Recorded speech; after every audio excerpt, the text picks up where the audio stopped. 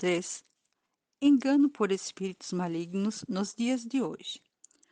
No ataque violento do enganador, que virá sobre toda a verdadeira Igreja de Cristo no final dos tempos por meio do exército de espíritos enganadores, existem alguns que são mais atacados que outros pelos poderes das trevas, e necessitam de luz sobre as obras enganadoras do inimigo, para que possam passar pela provação da última hora e serem tidos por dignos de escapar desse tempo de grandes provações que virá sobre a terra. Lucas 21, 34 e 36, Apocalipse 3 e 10.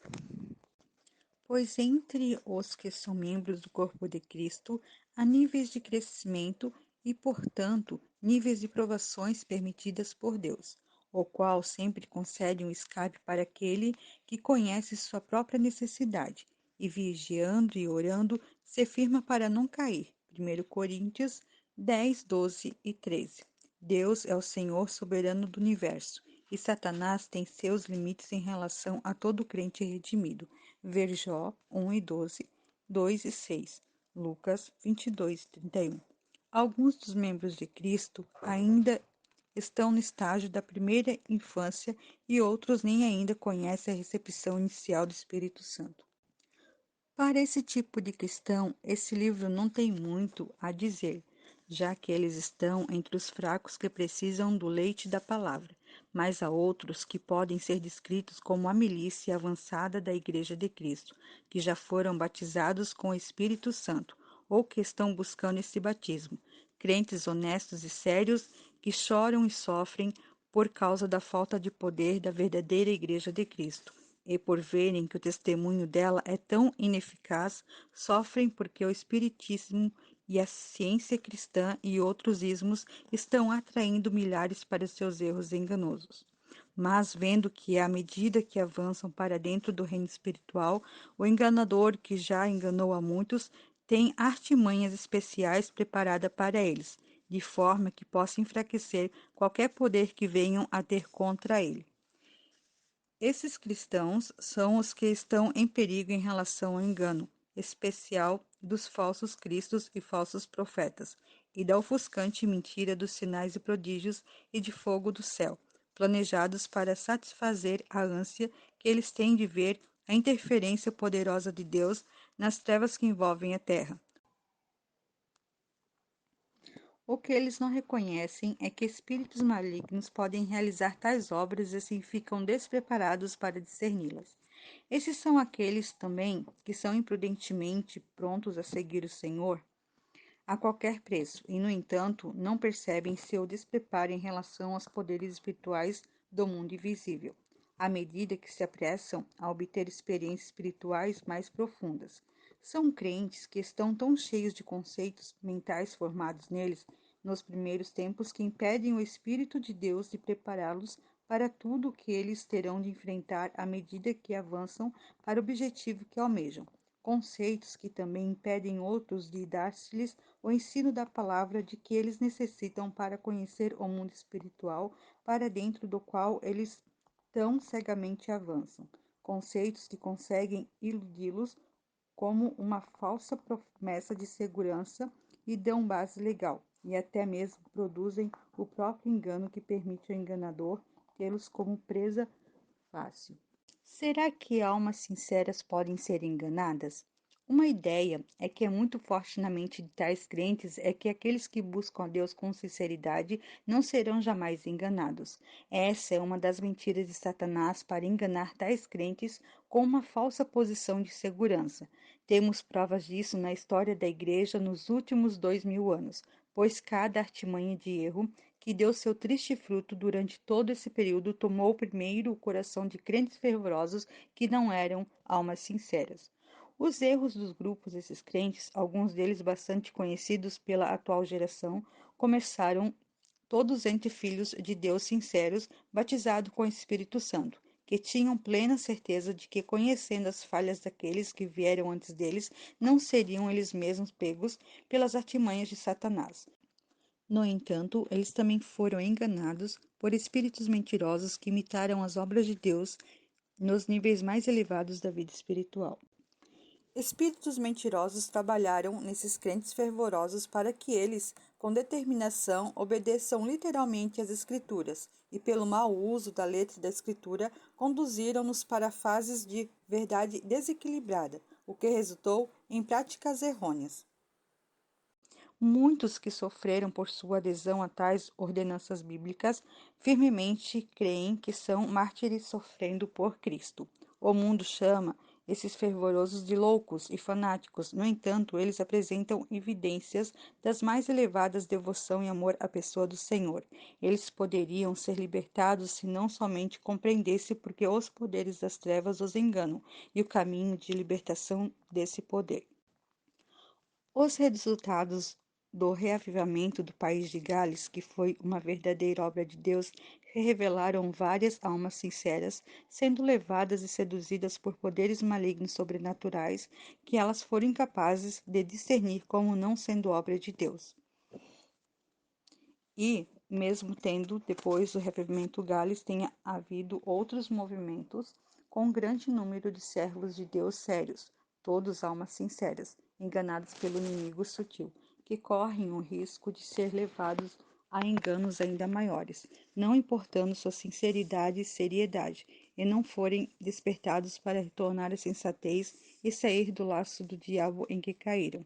Segundo Timóteo 2:26. A fidelidade à luz não é proteção suficiente contra o engano. Os filhos de Deus precisam saber que o fato de terem motivação verdadeira e serem fiéis à luz não é proteção suficiente contra o engano e que não é seguro para eles se apoiarem em sua sinceridade de propósito, como proteção garantida contra as artimanhas do inimigo, em vez de prestar atenção aos alertas da palavra de Deus e vigiar em oração. Os cristãos que são verdadeiros, fiéis e sérios podem ser enganados por Satanás e seus espíritos enganadores pelas seguintes razões. Primeiro, quando um homem se torna filho de Deus pelo poder regenerador do Espírito, que dá a ele nova vida quando crê na obra redentora de Cristo, ele não recebe imediatamente plenitude de conhecimento de Deus, de si mesmo ou do diabo. Segundo, a mente que por natureza é obscurecida, Efésios 4:18, é cegada por Satanás, segundo Coríntios 4:4. Só é renovada e tem seu véu removido até o ponto em que a luz da verdade penetra nela, de acordo com a medida de entendimento do homem sobre isso. Terceiro, engano. Tem a ver com a mente e significa pensamento errado admitido na mente, sob engano de ser verdadeiro, já que o engano baseia-se na ignorância e não no caráter moral. Um cristão que seja verdadeiro e fiel ao conhecimento que possui está aberto ao engano na esfera de sua ignorância dos artes do diabo, segundo Coríntios 2:11, e do que ele é capaz de fazer. Um cristão verdadeiro e fiel está propenso a ser enganado pelo diabo por causa de sua ignorância. 4. A ideia de Deus que protege o crente de ser enganado, se esse for verdadeiro e fiel, é em si mesmo um engano, pois tira o homem da posição de estar em guarda e ignora o fato que existe condições por parte do crente que têm de ser satisfeitas para que Deus opere. Deus não faz coisa alguma em lugar do homem, mas ele coopera do homem com ele. Nem se responsabiliza por compensar a ignorância do homem, quando já pôs à disposição dele o conhecimento que impedirá de ser enganado. 5. Cristo não teria advertido seus discípulos: vede que não sejais enganados, se não houvesse o perigo de engano, ou se Deus tivesse tomado a responsabilidade de protegê-los contra o engano, independente de eles estarem atentos e terem conhecimento de tal perigo. O conhecimento de que é possível ser enganado mantém a mente aberta à verdade e à luz de Deus, e é uma das condições primordiais para manter o poder de Deus, enquanto que uma mente fechada à luz e à verdade é garantia certeira de engano por parte de Satanás na primeira oportunidade. O batismo com o Espírito Santo. Ao rever a história da Igreja e observar o surgimento de várias heresias e falsas crenças, como for às vezes chamada, podemos identificar o início do período de engano com alguma grande crise espiritual, como a que nos últimos anos denominamos de o batismo do Espírito Santo, uma crise em que o homem é levado a se entregar completamente ao Espírito Santo e, ao fazer assim, abre-se para os poderes sobrenaturais do mundo invisível. A razão para o perigo dessa crise é que, até aquele momento, o crente estava usando suas faculdades de raciocínio para julgar o certo e o errado e obedecia ao que acreditava ser a vontade de Deus desde o princípio. Mas agora, em sua entrega ao Espírito Santo, ele começa a obedecer a uma pessoa invisível e a submeter suas faculdades e seu poder de raciocínio em obediência cega àquilo que ele acredita ser de Deus. Em um capítulo posterior, trataremos do que o batismo do Espírito Santo realmente significa. Por ora, só nós é necessário dizer que ele representa uma crise na vida de um cristão que ninguém, a não ser quem passou pela experiência, pode realmente compreender. Significa que o Espírito de Deus se torna tão real para o homem que seu supremo objetivo na vida é, a partir de então, a implícita obediência ao Espírito Santo. A vontade é entregue a fim de executar a vontade de Deus a todo custo e todo o ser sujeito aos poderes do mundo invisível. O crente, é claro, tem o propósito de que essa sujeição seja somente ao poder de Deus, não levando em consideração que existem outros poderes no mundo espiritual e que o que é sobrenatural não provém somente de Deus. E não percebe que essa entrega total de todo o ser às forças invisíveis, sem saber como discernir entre os poderes antagônicos de Deus e de Satanás, se constitui no mais grave risco para o crente inexperiente. O questionamento sobre essa entrega a obedecer ao Espírito está realmente de acordo com as Escrituras, que deve ser examinado considerando-se o caminho pelo qual tantos crentes sinceros foram conduzidos ao engano, pois é estranho que uma atitude que está nas Escrituras possa ser tão dolorosamente a causa de perigo e frequentemente do naufrágio completo de muitos filhos de Deus fervorosos. A expressão obedecer ao Espírito é realmente bíblica? O Espírito Santo que Deus outorgou aos que lhe obedecem, Atos 5:32, é a principal frase que fez ressurgir a expressão obedecer ao Espírito. Ela foi usada por Pedro diante do Concílio de Jerusalém, mas não aparece em qualquer outro lugar nas Escrituras. A passagem completa precisa ser lida com cuidado para se chegar a uma conclusão clara. Importa obedecer a Deus. Versículo 29. Pedro disse ao Sinédrio, pois, somos testemunhas, e bem assim o Espírito Santo que Deus outorgou aos que lhe obedecem. Será que o apóstolo quis dizer obedecer ao Espírito ou obedecer a Deus? De acordo com as primeiras palavras da passagem, a distinção é importante e a colocação das palavras somente pode ser corretamente entendida pelo ensino de outras partes da Escritura. O Deus triunfo nos céus deve ser obedecido por meio do poder do Espírito de Deus que habita nos que creem. Pois colocar o Espírito Santo como objeto da obediência, em vez de ser o ser Deus, o Pai, por meio do Filho, pelo Espírito Santo, cria o perigo de levar o crente a confiar em um espírito dentro ou ao redor dele, e a ele obedecer em lugar de confiar no Deus no trono dos céus e a ele obedecer. Aquele que deve ser obedecido pelo Filho de Deus que foi unido ao seu Filho, ou seja, o Espírito Santo é o meio pelo qual Deus é adorado e obedecido. A verdadeira obra do Espírito Santo no crente. O batismo do Espírito, no entanto, traz o Espírito Santo como uma pessoa até os limites da consciência do crente de uma forma tal que, por um momento, as outras pessoas da Trindade nos céus podem ser como que ocultadas por um eclipse. O Espírito Santo se torna o centro e objeto de pensamento e adoração e recebe um lugar que ele próprio não deseja e que não é o propósito do Pai nos céus que ele tenha ou ocupe. O Espírito não falará por si mesmo. João 16:13. Disse o Senhor antes do Calvário, quando falou de sua vinda no Pentecoste. O Espírito deveria agir como mestre. 14:26. Mas ensinaria as palavras de outro, não de si mesmo. Ele deveria dar testemunho de outro, não de si mesmo. 15:26. Ele deveria glorificar a outro e não a si mesmo. 16:14. Ele deveria falar somente o que lhe foi dado por outro. 16:13. Em resumo, Toda sua obra seria conduzir almas à união com o Filho e ao conhecimento do Pai nos céus, enquanto ele mesmo direcionaria e operaria em segundo plano. Mas a abertura do mundo espiritual que acontece com o enchimento e a obra do Espírito, que agora ocupam a atenção do crente, representam apenas a oportunidade para que o arqui-enganador comece com suas artimanhas de uma nova forma. Se o homem é ignorante a respeito das declarações da Escritura sobre a obra do Deus triuno, obedecer ao Espírito é agora seu supremo propósito, e falsificar a direção do espírito, e o próprio espírito é agora a estratégia do enganador, pois ele tem de alguma forma, ter novamente poder sobre esse servo de Deus, a fim de torná-lo inútil no combate agressivo contra as forças das trevas, levá-lo de volta ao mundo ou, de alguma forma, colocá-lo à parte do serviço ativo de Deus. O perigo do tempo do batismo do Espírito Santo. É exatamente aqui que a ignorância do crente sobre o mundo espiritual, agora aberto para ele, sobre as obras dos poderes malignos neste mundo e sobre as condições sobre as quais Deus opera nele e através dele dá oportunidade para o inimigo. É o tempo de maior perigo para todo crente, a menos que seja instruído e preparado como os discípulos o foram por 3 anos pelo Senhor. O perigo está na orientação sobrenatural.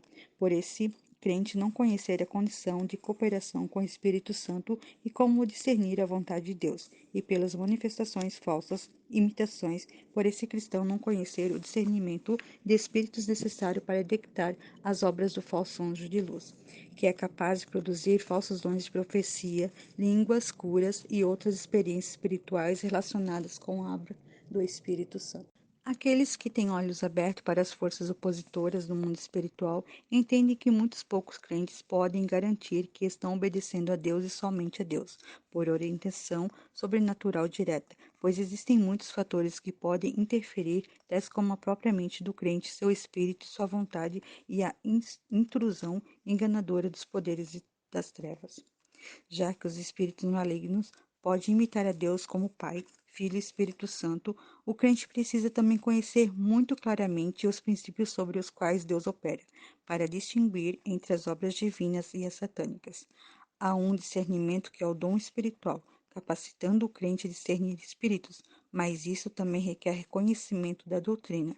1 João 4:1, a fim de que possa discernir entre a doutrina que é de Deus e as doutrinas ou ensinamentos de espíritos ensinadores. Há como detectar pelo dom de discernimento de espíritos qual espírito está operando. Existe um teste de espíritos, que é doutrinário. Primeiramente, pelo espírito de discernimento, um crente pode dizer que os espíritos enganadores estão em operação em uma reunião ou em uma pessoa, mas ele pode não ter o entendimento necessário para testar as doutrinas ensinadas por um mestre. Ele precisa de conhecimento em ambos os casos, conhecimento para ler seu espírito com segurança, mesmo em face de todas as aparências contrárias, e ver que as obras sobrenaturais são de Deus, e conhecimento para detectar a sutileza de ensinamentos que carregam certas indicações infalíveis de que emanam do inferno, enquanto parecem vir de Deus. Em obediência pessoal a Deus, o crente pode detectar se está obedecendo a Deus em alguma ordem pelo julgamento dos frutos dela e pelo conhecimento do caráter de Deus, tais como a verdade que Deus tem sempre um propósito em suas ordens e ele não dará ordem alguma sem harmonia com seu caráter e sua palavra. Outros fatores necessários para um conhecimento claro serão tratados mais tarde. Porque o batismo do Espírito Santo é um tempo especialmente perigoso. Outra questão de uma suma importante surge exatamente aqui. Porque após o batismo do Espírito Santo, o crente está tão especialmente aberto às obras do enganador, pois o inimigo tem de ter base legal para agir. E como com o Espírito Santo agindo no crente de forma tão manifesta, pode haver essa base legal ou o crente estar aberto à aproximação do enganador? Isso pode ocorrer possivelmente porque no passado, por causa da entrega ao pecado, o espírito maligno pode ter obtido acesso ao corpo ou à mente, e escondido no mais profundo da estrutura do homem, nunca ter sido detectado ou desalojado. A manifestação desse espírito maligno é, possivelmente, sempre de aparência tão natural ou tão identificada com o caráter da pessoa que tenha tido sempre livre ação em seu ser. Pode ser alguma ideia peculiar na mente que é considerada apenas mais uma das manias que todos têm, ou algum hábito físico que veio de berço e é, portanto, tolerado pelos outros e ignorado pelo crente, pois o considera algo legítimo ou de menor importância. Esse espírito maligno pode ainda ter sido admitido por algum pecado secreto, conhecido somente pela pessoa ou por intermédio de alguma disposição que deu ao espírito domínio.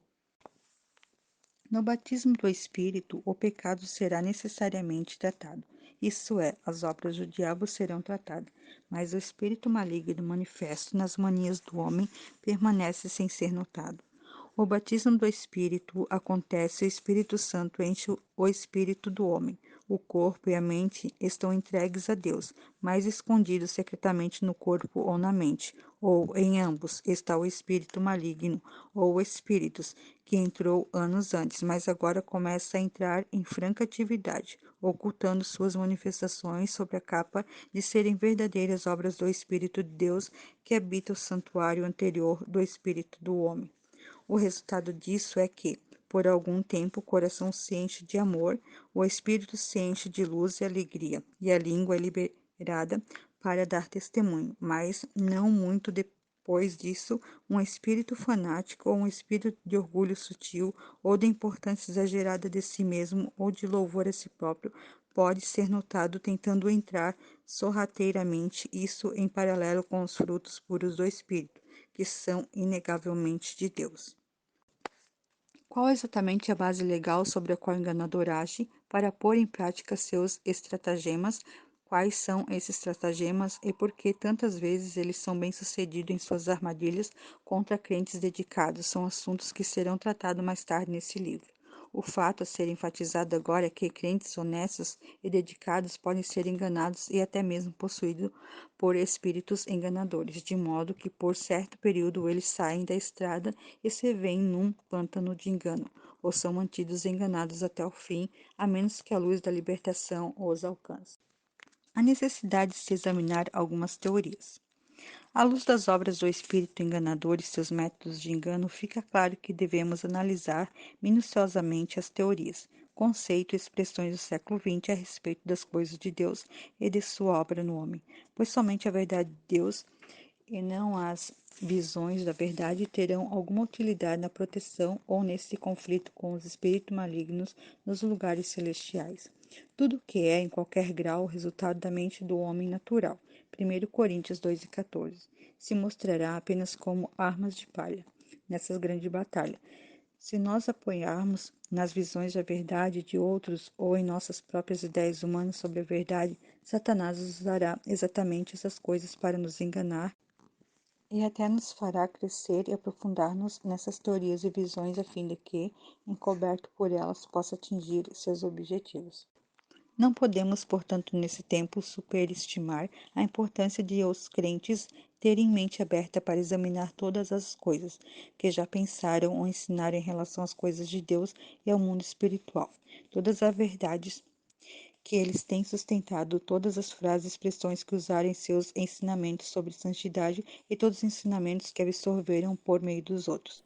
Pois qualquer interpretação errônea da verdade, qualquer teorias e frases que são concebidas pelo homem pode se aprofundar cada vez mais em direção ao erro, terão consequências perigosas para nós mesmos e para outros no conflito que a igreja e o crente individual estão agora enfrentando, já que nos últimos dias os espíritos malignos virão a eles com enganos de forma doutrinária. Os crentes têm de examinar com cuidado o que aceitam como doutrina para provar se, na verdade, elas não são dos emissários de enganador. O crente espiritual é exortado a julgar todas as coisas. O dever de examinar as coisas espirituais é fortemente recomendado pelo apóstolo Paulo repetidas vezes. O homem espiritual julga, examina ou, como está no grego, investiga e decide todas as coisas. 1 Coríntios 2:15. O crente espiritual deve usar seu julgamento, que é uma faculdade renovada, se ele é um homem espiritual. Esse exame, o julgamento espiritual, é mencionado em relação às coisas do Espírito de Deus, verso 14, o que nos mostra como o próprio Deus honra a personalidade inteligente do homem que ele recriou em Cristo, convidando-o a julgar e examinar as obras do seu próprio Espírito, de modo que até mesmo as coisas do Espírito não devem ser recebidas como provenientes dele, sem ser examinadas espiritualmente discernidas como sendo de Deus. Quando, no entanto, se diz a respeito das manifestações sobrenaturais anormais que vemos hoje em dia, que não é necessário nem mesmo da vontade de Deus que os crentes entendam ou expliquem todas as obras de Deus. Isso não está de acordo com a declaração do apóstolo de que o homem espiritual julga todas as coisas e, consequentemente, deve rejeitar tudo o que seu julgamento espiritual for incapaz de aceitar, até que venha um tempo em que seja capaz de discernir com clareza o que é realmente de Deus e o que não é. Além disso, o crente não deve apenas discernir ou julgar as coisas do Espírito, ou seja, todas as coisas do mundo espiritual, mas deve também julgar a si mesmo, pois, se nós julgássemos a nós mesmos, as palavras gregas traduzidas como julgar significa uma investigação completa. Não deveríamos necessitar da disciplina do Senhor para trazer à luz as coisas em nós mesmos, que não fizemos passar por essa investigação completa. 1 Coríntios 11:31. Irmãos, não sejais meninos no juízo, na malícia, sim, sede crianças quanto ao juízo, sede homens amadurecidos. 1 Coríntios 14:20. Escreveu o apóstolo novamente aos Coríntios quando lhe explicava sobre as obras do Espírito entre eles. O crente deve ser amadurecido no juízo, isso é, ser capaz de examinar, de trazer a prova. Grego, provar, demonstrar, examinar. 2 Timóteo 4:2. E provar todas as coisas. 1 Tessalonicenses 5:21. O crente deve ter conhecimento abundante e todo discernimento para provar as coisas excelentes, para que possa ser sincero e inculpável até o dia de Cristo. Filipenses 1:10. Expressões, visões e doutrinas precisam ser examinadas. De acordo com essas direções da Palavra de Deus e em vista do tempo crítico pelo qual a Igreja de Cristo está passando, toda expressão, visão ou teoria que temos em relação às coisas em geral deve ser agora examinada cuidadosamente e trazida à prova, com um desejo aberto e honesto de conhecer a pura verdade de Deus, bem como toda a declaração que ouvimos da experiência de outros que possa trazer luz ao nosso próprio caminho. Cada crítica, justa ou injusta, deve ser recebida com humildade, examinada para se descobrir sua base legal, se é aparente ou real. Da mesma forma, fatos a respeito de verdades espirituais de todas as partes da Igreja de Deus devem ser analisados, independente do prazer ou da dor que nos tragam pessoalmente, tanto para o nosso próprio esclarecimento como para nos preparar para o serviço de Deus.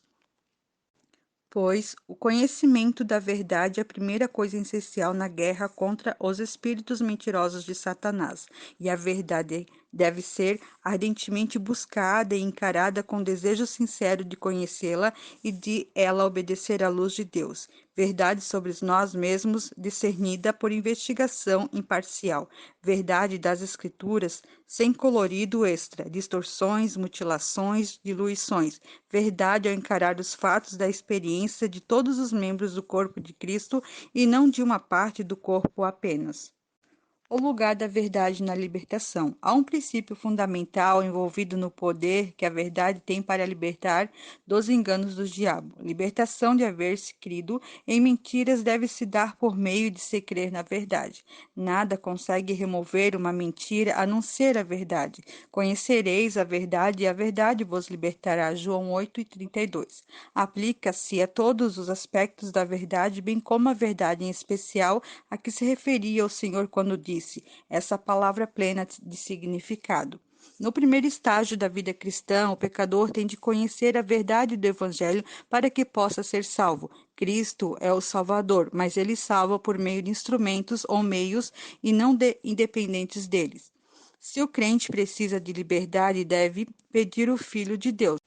Como o Filho liberta por meio do Espírito Santo, e o Espírito Santo o liberta pela instrumentalidade da verdade. Ou podemos dizer, em resumo, que a liberdade é o dom do Filho por meio do Espírito Santo por meio da verdade.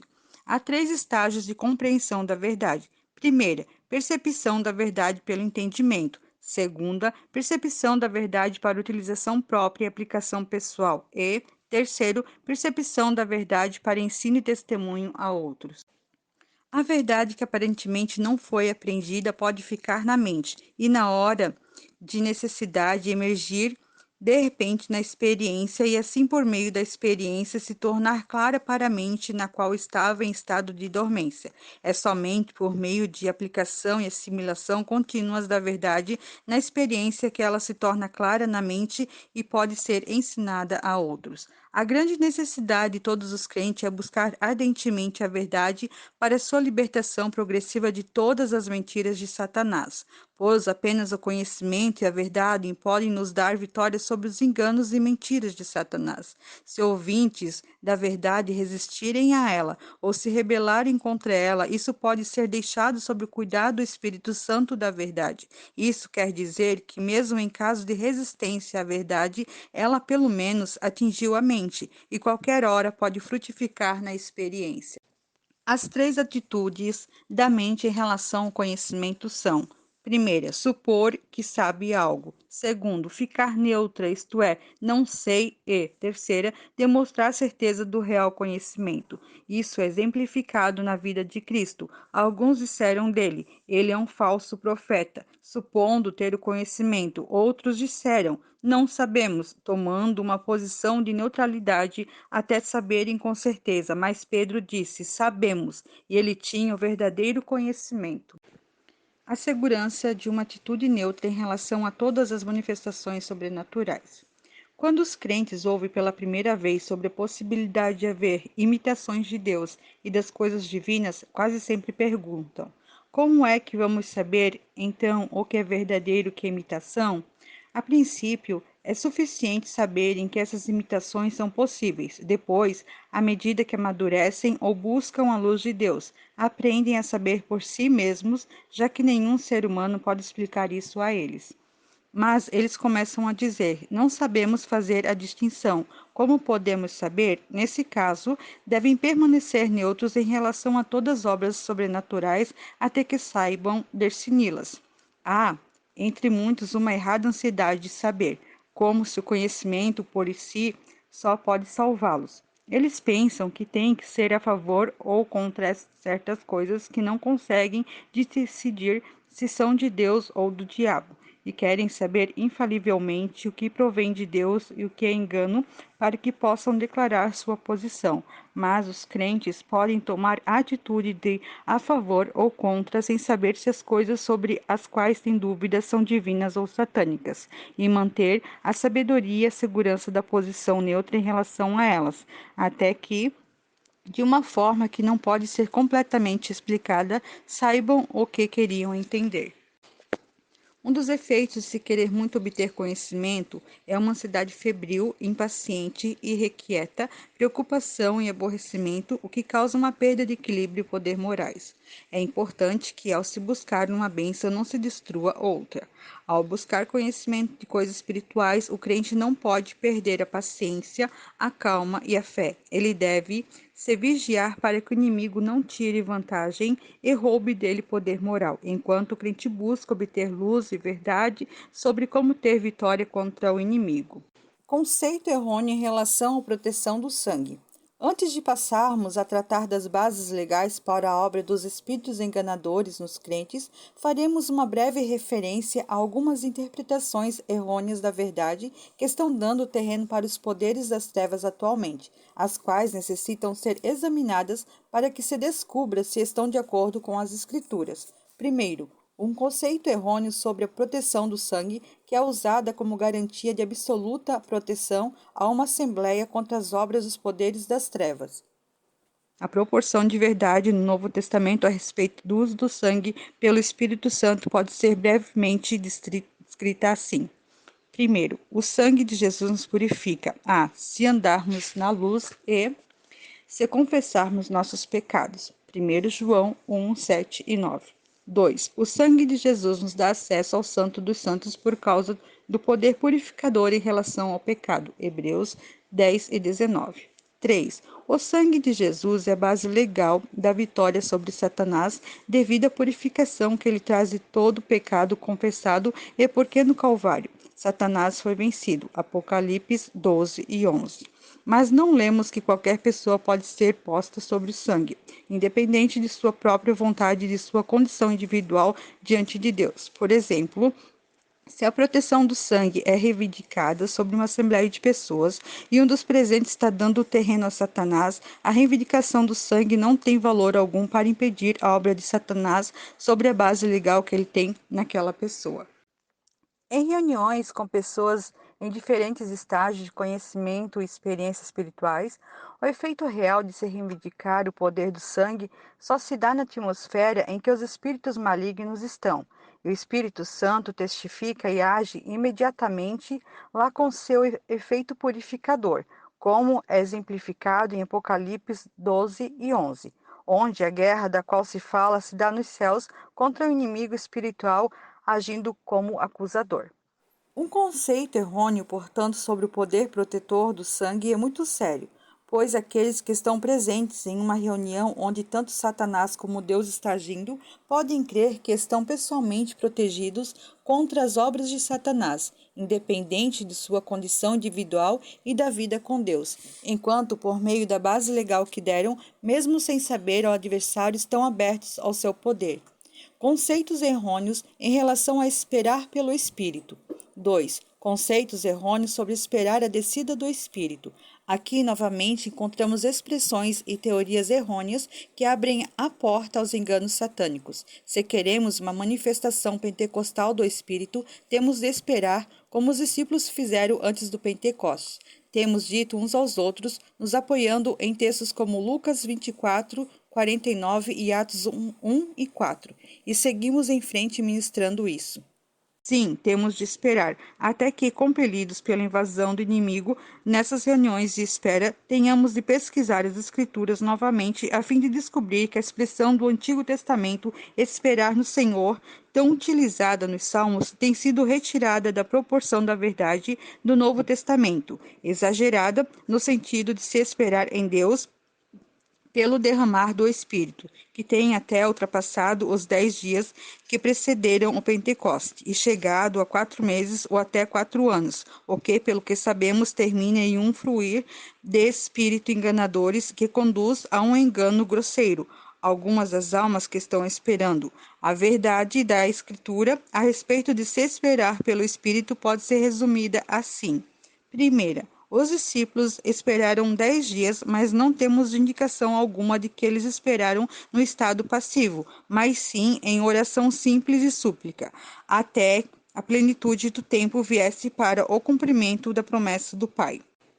2. A ordem para esperar, dada pelo Senhor para aquela ocasião, Atos 1 e 4, não foi mais seguida na dispensação cristã após o Espírito Santo ser dado, pois não há um só exemplo em Atos ou nas epístolas em que os apóstolos tenham ordenado aos discípulos que esperassem o dom do Espírito Santo, mas eles usam a palavra receber em todas as ocorrências, 19:2.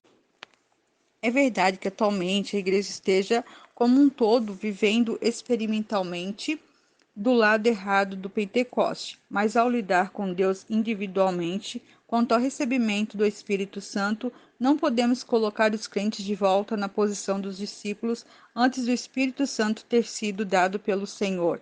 Assunto: o Senhor ressurreto derramou a torrente do Espírito várias vezes após o dia do Pentecostes, mas em cada ocasião foi sem a espera que os primeiros discípulos tiveram. Atos 4:31. O Espírito Santo, que procede do Pai através do Filho para seu povo, está agora entre eles, esperando para dar-se insensatamente a todos os que se apropriam dele e o receberem. João 15:26, Atos 2:33, 38 e 39. A atitude de esperar pelo Espírito, portanto, não está de acordo com a verdade geral comunicada em Atos e nas epístolas, que em vez disso mostram o chamado imperativo para que o crente não só se identifique com o Senhor Jesus em sua morte e viva em união com ele em sua ressurreição, mas também receba o poder para testemunhar que veio para os discípulos no dia do Pentecoste. Por parte do crente, podemos dizer, entretanto, que existe uma espera por Deus, enquanto o Espírito Santo trata com aquele que clamou por ele e o prepara, até que esteja na atitude correta para o fluir do Espírito Santo para dentro de seu espírito. Mas isso é diferente do esperar que ele venha. Atitude essa que abriu a porta tão frequentemente a manifestações satânicas do mundo invisível. O Senhor leva a sério o pedido do crente de compartilhar do dom pentecostal, mas a manifestação do Espírito, a evidência de sua habitação interior e de sua obra exterior, pode não estar de acordo com qualquer ideia preconcebida daquele que busca. Por que reuniões de espera são tão proveitosas para os espíritos malignos? A razão pela qual as reuniões espera, isto é, espera pelo Espírito, até que ele desça em algum tipo de manifestação, tem sido tão proveitosas para os espíritos enganadores, é porque elas não estão de acordo com a palavra escrita, onde vemos que: primeiro, não se deve orar ao Espírito Santo ou pedir a Deus por sua vinda, pois ele é o dom de outro. Lucas 11:13, João 14:16. 2. Não se deve esperar pelo Espírito, mas sim tomá-lo ou recebê-lo da mão do Senhor ressurreto. João 20:22, Efésios 5:18, de quem está escrito: Ele vos batizará com Espírito Santo e com fogo. Mateus 3:11.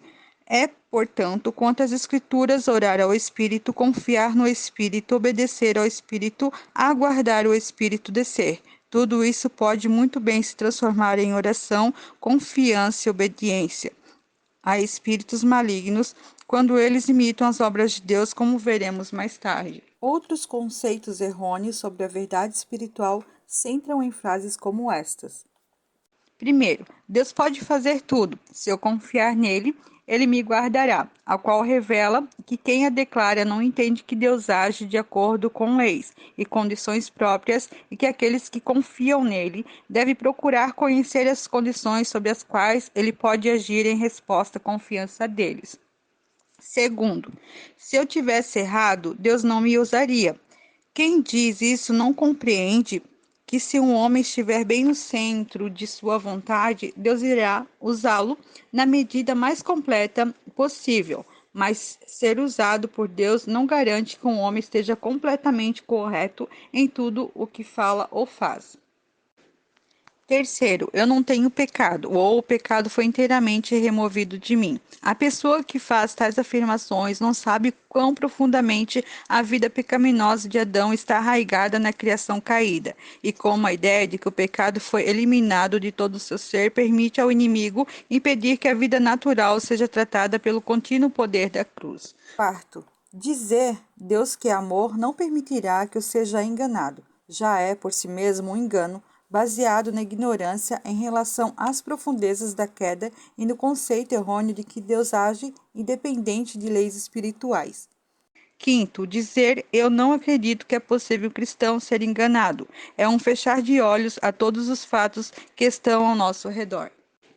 Sexto, eu já tenho bastante experiência, não preciso de ensino, ou devo ser ensinado diretamente por Deus apenas, pois está escrito: não é preciso que ninguém vos ensine. Quem diz isto usa de forma errada essa passagem das Escrituras, que alguns crentes interpretam com significado que eles devem recusar todo ensino espiritual proveniente de outros crentes. Mas devemos notar que a palavra do apóstolo não tendes necessidade que alguém vos ensine. 1 João 2:27. Não exclui o ensinamento de Deus por meio dos mestres ungidos, pois mestre está incluído na lista de crentes com dons para a igreja, para a edificação do corpo de Cristo, pelo auxílio de toda junta. Efésios 4:11 e 16. Deus, às vezes, ensina seus filhos mais rapidamente por meios indiretos, ou seja, por meio de outros, do que diretamente, porque homens são tão lentos em compreender o ensino direto do Espírito de Deus. Muitos outros conceitos errôneos similares de coisas espirituais pregados pelos crentes de hoje dão oportunidade ao engano do inimigo, porque levam os crentes a fechar a mente às declarações da palavra de Deus, aos fatos da vida e ao auxílio de outros que poderiam dar-lhes luz para o caminho. 1 Pedro 1:12. O perigo de cunhar-se frases para expressar verdades espirituais. Outros perigos estão relacionados à criação de frases para descrever experiências especiais e de palavras em uso comum entre filhos de Deus fervorosos que vão às reuniões de avivamento, tais como possuir, controlar, entregar, libertar. Todas elas contêm verdades em relação a Deus, mas podemos ser interpretados na mente de muitos crentes de forma que acabam dando condições para que espíritos malignos, Satanás, possuam e controlem aqueles que se entregam e se liberam aos poderes do mundo espiritual, não sabendo como discernir entre a obra de Deus e a de Satanás. Muitas ideias preconcebidas sobre o modo como Deus age também dão lugar a espíritos malignos, como, por exemplo, a de que quando um crente é sobrenaturalmente levado a agir, isso é evidência especial de que Deus o está guiando, ou de que se Deus traz todas as coisas à nossa lembrança. João 14, 26. Não precisamos mais usar a memória. Outros pensamentos que tendem a causar passividade, de que os espíritos malignos necessitam para realizar suas obras de engano, podem ser dar graças aos seguintes conceitos errôneos sobre a verdade. Outros pensamentos que tendem a causar passividade, de que os espíritos malignos necessitam para realizar suas obras de enganos, pode se dar graças aos seguintes conceitos errôneos sobre a verdade. Primeiro, Cristo vive em mim, isto é, eu não vivo mais de forma alguma. Segundo, Cristo vive em mim, isto é, eu perdi minha personalidade, porque Cristo agora está pessoalmente em mim, baseado em Gálatas 2:20. Terceiro, Deus age em mim, isto é, eu não preciso mais agir, só entregar e obedecer, baseado em Filipenses 2:13. Quarto, Deus é quem tem vontade, eu não, ou seja, eu não posso mais usar minha vontade de modo algum. Quinto, Deus é o único que julga, isto é, eu não posso usar minha capacidade de julgamento. Sexto, tenho a mente de Cristo, por isso não posso usar minha própria mente, baseado em 1 Coríntios 2:16. Sétimo, Deus fala comigo, assim sendo, eu não posso pensar ou raciocinar, somente obedecer ao que Ele me manda fazer. Oitavo, eu espero em Deus e não posso agir até que Ele me leve a fazê-lo. Nono, Deus revela sua vontade a mim por meio de visões, então eu não preciso decidir e usar minha razão ou consciência. Décimo, estou crucificado com Cristo, portanto estou morto, e tenho de pôr em prática a morte que, de acordo com meu conceito, é passividade, sentimento de raciocínio, etc.